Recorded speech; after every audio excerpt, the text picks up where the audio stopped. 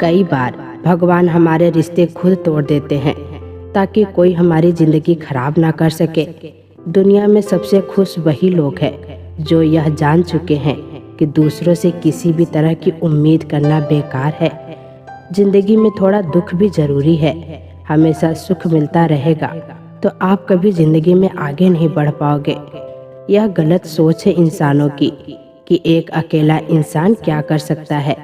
पर देखो जरा उस सूरज को जो अकेला ही सारी दुनिया को रोशन करता है।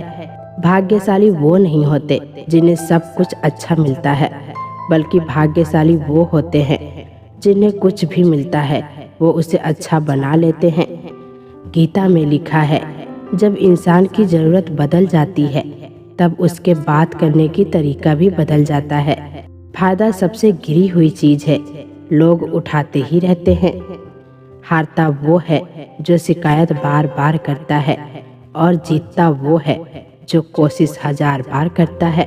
जिस इंसान को हम बेहद प्यार करते हैं वही इंसान हमारा सबसे ज़्यादा फायदा उठाता है, क्योंकि वो इंसान जानता है कि हमारी कमजोरी क्या है।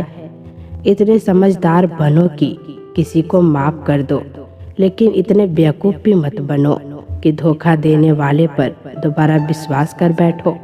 उम्मीद मत छोड़ना, कल का दिन आज से बेहतर होगा। जिंदगी में उस लेवल तक पहुंच जाओ कि लोग आपको खोकर पछताए।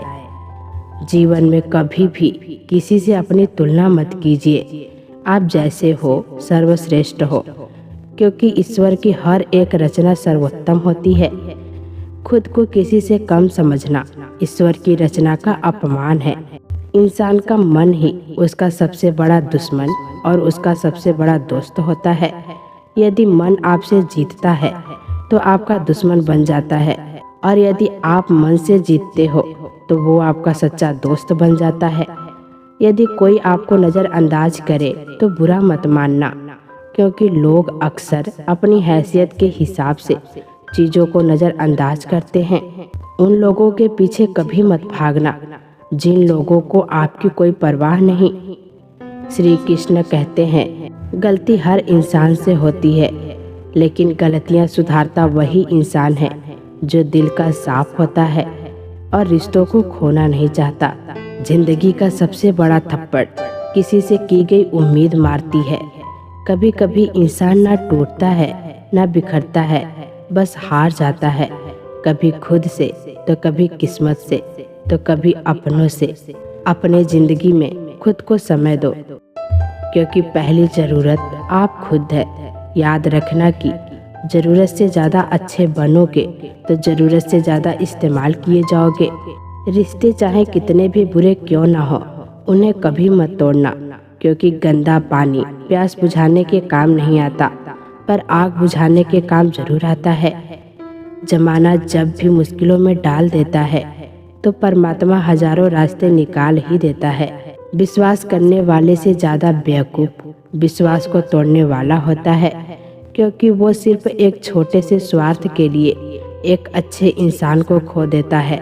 भलाई करते रहो पानी की तरह, बुराई खुद ही किनारे लग जाएगी कचरे की तरह। जब कोई समझे नहीं तो उसे समझाने की ज़रूरत ही क्या है। जब कोई माने नहीं तो उसे मनाने की ज़रूरत ही क्या है। सच्चे दिल से किसी ज़रूरतमंद की मदद करके तो देखो। अगर दिल को सुकून ना मिले तो कहना, जिसे जाना है उसे जाने दो। अगर वो आज रुक भी गया तो कल चला जाएगा।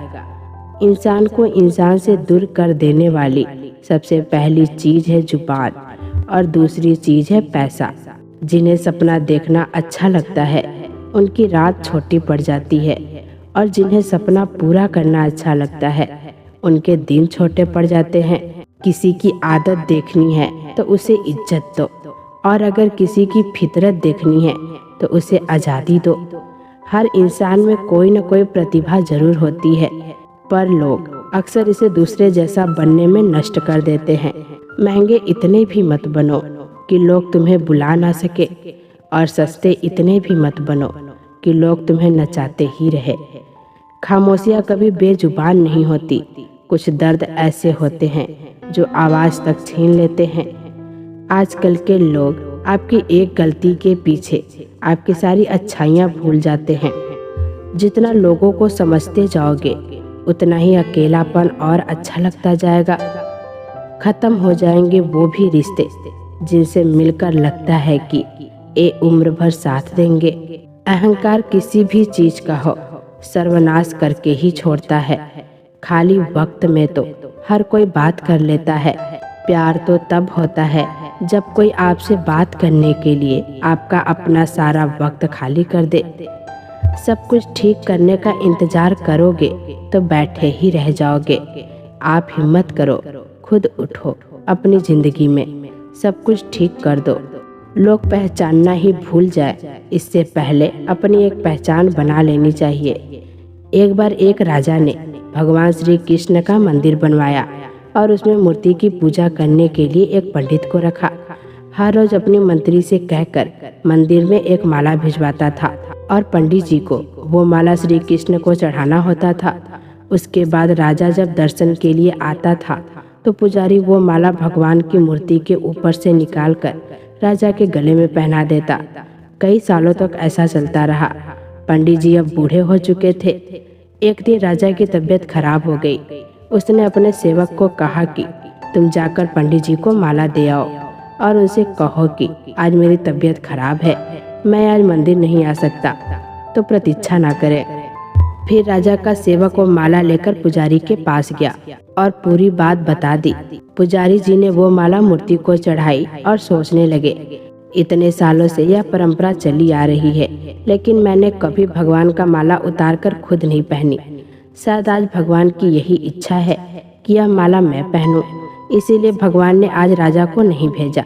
इसीलिए आज अच्छा मौका है कि यह माला मैं निकालकर खुद पहन लेता हूँ। फिर उस पंडित ने भगवान की मूर्ति से माला निकालकर खुद पहन लिया। इसी बीच राजा का सेवक दौड़ के पंडित के पास आया और पंडित जी से कहने लगा कि राजा जी को ठीक नहीं लग रहा है, उनकी तबीयत और बिगड़ गई है, इसीलिए अब वो प्रभु के दर्शन करना चाहते हैं। वो आ रहे हैं, उनकी सवारी जल्दी अभी मंदिर में आएगी। उन्हें लगा कि यह परंपरा कहीं टूट न जाए, इसीलिए वो आज भी मंदिर में आ रहे हैं। जब पंडित जी को इस बात का पता चला तो उन्होंने फटाफट माला अपने गले से उतारी और जाकर फिर से भगवान की मूर्ति को चढ़ा दी। फिर कुछ देर बाद राजा वहाँ आए और रोज की तरह पंडित जी ने भगवान के ऊपर से माला निकाली और राजा को पहना दी। और राजा ने उस माला को देखा तो उस माला में एक सफेद बाल नजर आया। राजा यह समझ गया कि यह बाल पंडित का है। राजा ने पुजारी से पूछा, क्या यह माला आपने पहनी थी? इसमें सफेद बाल कहाँ से आया? यह सुनकर पुजारी जी घबरा गए। उन्हें लगा अगर मैं सत्य बता देता हूँ तो राजा मुझे दंड देंगे। इसीलिए पुजारी ने कहा कि यह बाल तो श्री कृष्ण का है। राजा को सुनकर बहुत ही गुस्सा आया। उसने कहा, तुम झूठ बोल रहे हो, भगवान के बाल सफेद कब से होने लगे? राजा ने कहा, मैं फिर कल लाऊंगा और श्रृंगार के समय देखूंगा कि उनके बाल काले हैं या सफेद। अगर बाल काले निकले और सफेद नहीं निकले तो आपको कल ही मृत्यु दंड दिया जाएगा, क्योंकि आपने मुझसे झूठ बोला है। राजा यह कहकर वहां से चला गया। इधर पुजारी भगवान के चरणों में गिरकर रोने लगे कि हे प्रभु, मुझे माफ कर दीजिए, मैं लोभ में आ गया था। मुझे लगा मुझे यह माला पहन लेनी चाहिए, मुझे बचा लीजिए, नहीं तो कल राजा मुझे मार देगा। तो पुजारी पूरी रात भगवान के चरणों में गिरकर रोने लगा, विनती करने लगा कि प्रभु मुझे बचा लीजिए। अगली सुबह राजा मंदिर पहुंचा तो भगवान की मूर्ति के ऊपर से मुकुट निकला और उनके बाल देखकर राजा तो चौंक ही गया, क्योंकि भगवान के मूर्ति के ऊपर सफेद बाल थे। राजा ने सोचा, यह पुजारी की कोई चाल है, इसने मौत की सजा से बचने के लिए भगवान के बाल सफेद कर दी है। राजा यह बाल असली या नकली, इसकी जांच करने के लिए बाल तोड़ने लगा। जैसे ही राजा ने कुछ बाल तोड़े तो मूर्ति में से खून की धारा बहने लगी। राजा भगवान के चरणों में गिर गए और क्षमा मांगने लगे और रोने लगे, कहा मुझे माफ कर दीजिए। तभी मूर्ति से एक आवाज आया, ऐ राजा, तूने सिर्फ मुझे मूर्ति माना, इसीलिए मैं तुम्हारे लिए सिर्फ एक मूर्ति ही हूँ। लेकिन पुजारी ने मूर्ति में साक्षात भगवान देखा, इसीलिए मुझे मेरे भक्त की रक्षा करने के लिए मेरे बाल सफेद करने पड़े। और खून की धारा बहनी पड़ी, ताकि मैं समझा पाऊँ कि जहाँ भाव है वहाँ भगवान है। अगर आप वाकई में भगवान का स्मरण करते हैं, उन्हें देखना चाहते हैं, तो आपके अंदर सिर्फ भाव होना चाहिए। तो दोस्तों, यह छोटी सी कहानी हमें यह शिक्षा देती है कि भगवान के आशीर्वाद के सिवाय कुछ भी संभव नहीं। अगर आप सच्चे दिल से भगवान को पुकारते हैं, तो भगवान आपकी मदद के लिए जरूर आते हैं। तो मिलते हैं अगली वीडियो के साथ। तब तक के लिए अपना ख्याल रखना। जय श्री कृष्णा।